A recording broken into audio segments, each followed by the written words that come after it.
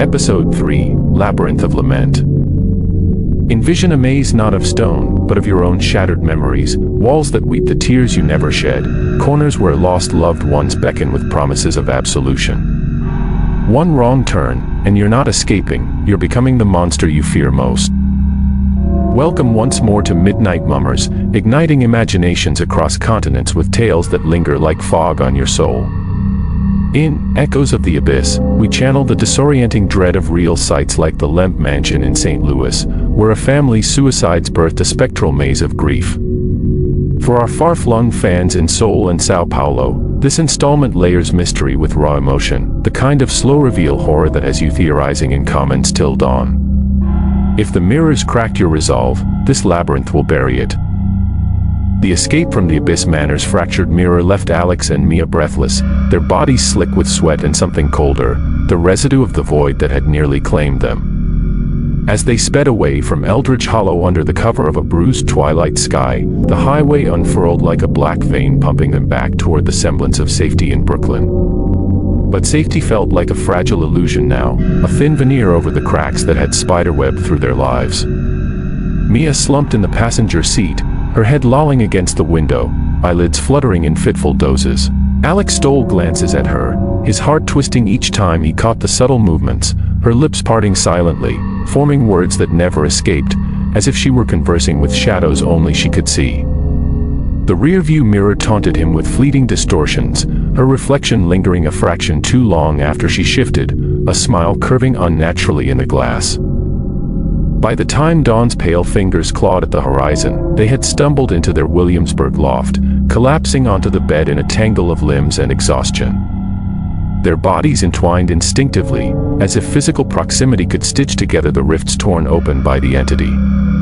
Alex held Mia close, inhaling the faint scent of her lavender shampoo mixed with the acrid tang of fear sweat, willing his heartbeat to sync with hers. But sleep was a reluctant visitor, haunted by echoes of the mirror's whispers. When Mia bolted upright at noon, her screams piercing the midday hush like shards of glass, Alex knew the nightmare hadn't ended. She clawed at invisible bonds wrapping her wrists and throat, her nails drawing thin lines of blood on her skin. "It's pulling me back," she gasped, eyes wild and dilated, pupils swallowing the warm brown irises he loved. "Alex, I can feel it, tendrils in my mind, dragging me under."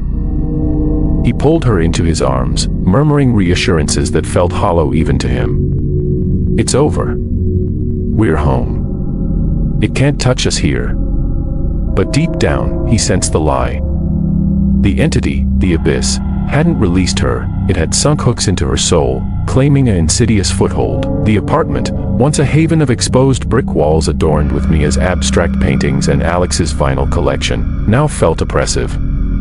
Shadows in the corners seemed to pulse faintly, and the mirrors they'd hastily draped with towels after the first incident rustled as if stirred by unseen breaths. Dr. Elias Crow arrived unannounced that afternoon, his knock a sharp rap that echoed like a gavel in their fragile sanctuary. He stood in the doorway, a weathered figure in a rumpled trench coat, his battered leather satchel bulging with arcane tomes and talismans, quartz crystals sourced from the mystical vortexes of Sedona, bundles of dried herbs echoing the forbidden grimoires of medieval Europe.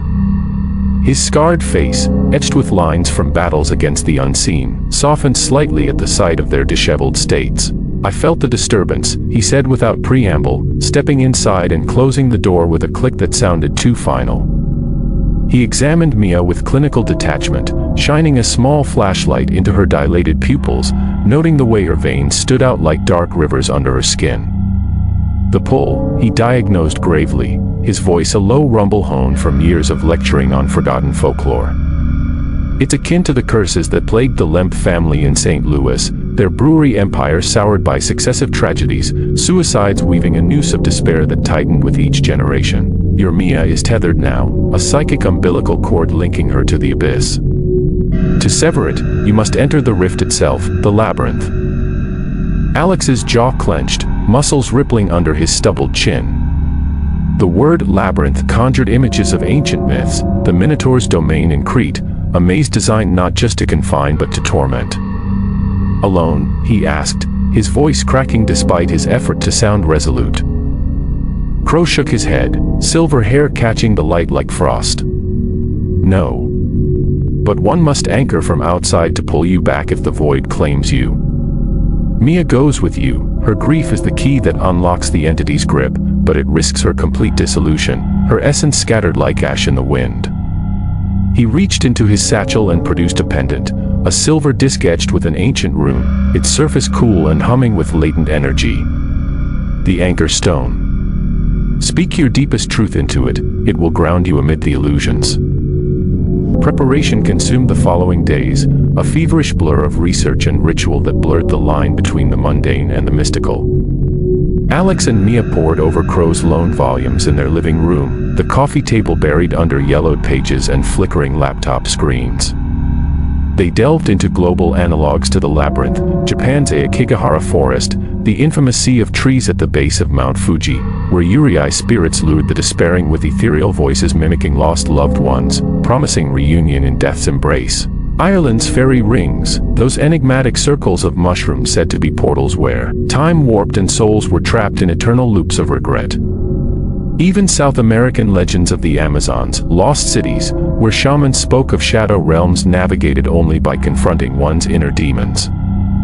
Mia, emerging from her medicated haze with a clarity sharpened by desperation, confessed layers of her pain she'd long buried, not just the miscarriage that had hollowed her out like a gutted lantern, but a childhood in the gritty streets of Queens, her father's abrupt abandonment leaving her mother a broken shell of a woman, fading into alcoholism and isolation. I fear I'll fade like her, Mia whispered one night, her head on Alex's chest as rain pattered against the windows. Empty, forgotten. That's what the abyss promises, oblivion as relief. Alex shared his own fractures, the guilt over Lena's disappearance, amplified now by the manor's revelations. I let go of her hand in that fog, he admitted, voice thick with unshed tears. 9 years old, and I froze. If I lose you too. The words hung unfinished, a chasm between them bridged only by their clasped hands. Under a swollen harvest moon that bathed the world in amber glow, they returned to Eldridge Hollow. The manor loomed larger than before, its facade aglow with an ethereal frost despite the balmy September air, as if the building had drawn winter from another realm. Inside, the air hummed with electric expectation, dust motes swirling like tiny specters in the beam of their flashlights. Crow remained in the basement, anchoring the ritual with chants drawn from Celtic bindings, his voice a steady anchor against the growing storm. At the remnants of the prime mirror, jagged shards still pulsing with faint, otherworldly light, Alex crushed the anchor stone in his palm, the metal biting into his skin. I won't lose you, he intoned, his truth embedding into the rune like blood and soil, not like Lena. You're my light in this darkness. With Mia's hand in his, they stepped through the fractured pane. The void swallowed them whole, a suffocating blackness that pressed against their eyes and lungs, then spat them out into a twilight realm of endless corridors. Brick arches dripped with condensation, the walls slick and cold like the inside of a tomb. Lanterns sputtered with foul gaslight, casting elongated shadows that danced mockingly. The air reeked of sulfur and sorrow, a metallic tang that coated their tongues. Mia. Alex called, his voice echoing back distorted, multiplying into a dirge that layered her name with cries of Lena and Eleanor. The labyrinth unfolded before them, a living, breathing beast that shifted with their fears. Paths forked endlessly, each turn revealing walls inscribed with Alex's life's regrets, childhood report cards scorched by his parents' furious arguments, the ink running like tears, Lena's crayon drawing of their family, his figure crudely erased as if he'd willed himself out of existence. Shadows slithered along the floors, coalescing into apparitions, miners from Blackwood's ruthless era, their faces caved in from cave-ins, rasping accusations, buried alive, for your progress, for rails that carried the rich while we rotted. Real history bled into the nightmare, Elias Blackwood's empire built on the backs of exploited Chinese immigrants, their ghosts fueling urban legends from the fog-shrouded Chinatowns of San Francisco to the labyrinthine alleys of New York's Five Points, where whispers of unrest still echoed in the night. Deeper they ventured, time warping into a merciless loop. Alex's watch spun backward, hands whirling in reverse as hours stretched into what felt like days. Hunger gnawed at their bellies, visions of sumptuous feasts materializing only to crumble into ash upon touch, leaving their mouths dry and bitter. They encountered strays, lost souls trapped in the maze's clutches. A spectral flapper, an echo of Eleanor in her prime, appeared in a corridor lined with faded jazz posters, her beaded silk dress shimmering faintly. Her eyes were hollow pits, devoid of light. Father's mirror promised eternity, she murmured, her voice a crackling phonograph record, delivered oblivion instead. Solve the riddle, wanderer, what reflects truth but shatters lies?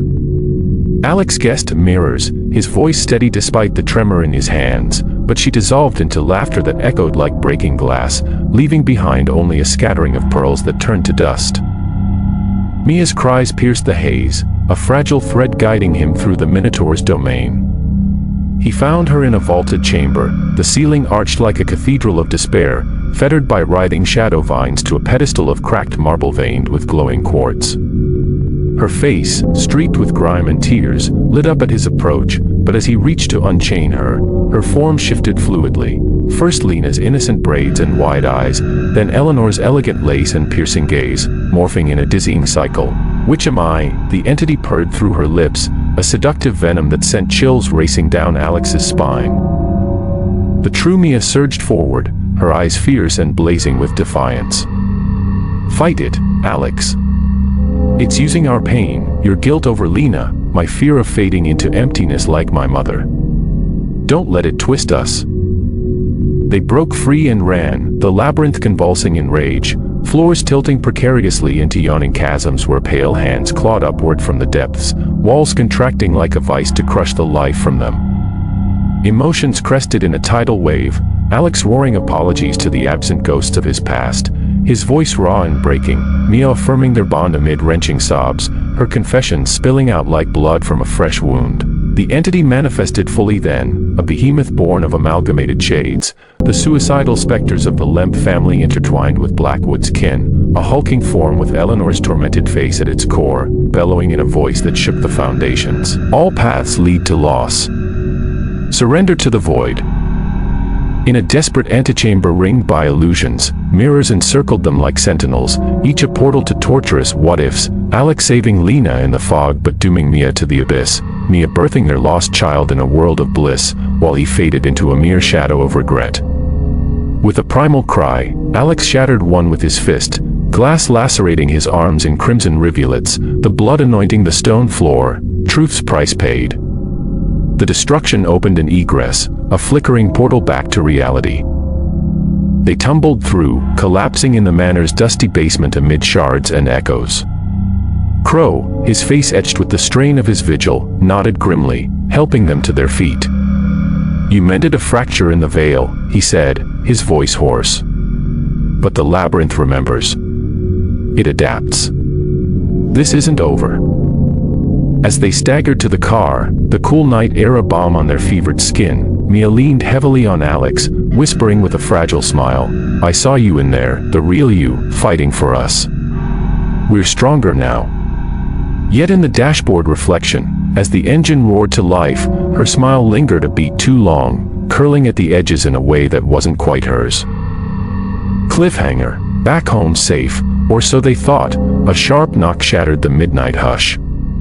Alex opened the door to emptiness, the hallway yawning dark and silent. But on the stoop lay a weathered package, unmarked and cold to the touch, his long-forgotten childhood photo album, pages yellowed with age. Flipping to Lena's section, his blood froze, her innocent face defaced with smeared ink scrawls, brother's turn. Inside the apartment, waiting in the dim light, Mia hummed a soft lullaby, one only Lena had ever sung to him as a child, her voice echoing from the grave. To be continued.